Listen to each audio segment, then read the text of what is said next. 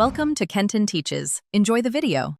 In this video, I will show you how to make sushi rolls using an easy method. First, let's prepare the sushi rice, which is the foundation of any great roll. You'll want to use short-grained sushi rice for that perfect sticky texture. Rinse 1 cup of rice 5 or 6 times until the water is clear, then cook it with 1 1/4 cups of water. Once cooked, gently fold in your seasoned vinegar mixture for authentic flavor. Now that our rice is ready, let's set up our nori and fillings. Lay a sheet of nori, shiny side down, on your bamboo rolling mat. Gently spread a thin, even layer of the seasoned sushi rice over about 2/3 of the nori, leaving a 1-inch strip bare at the top. This bare strip is crucial for sealing. Then, arrange your favorite fillings, like cucumber, avocado, or imitation crab, horizontally across the center of the rice. This is where the magic happens, rolling the sushi.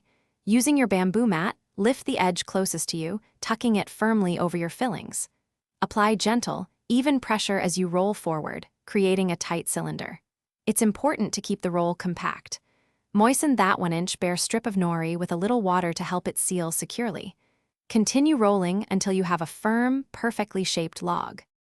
Finally, it's time to slice and serve your beautiful sushi rolls.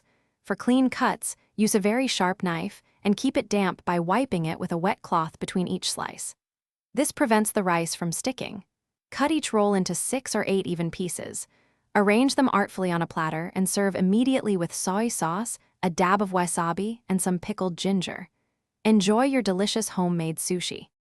Thanks for watching. Please subscribe if this video was helpful.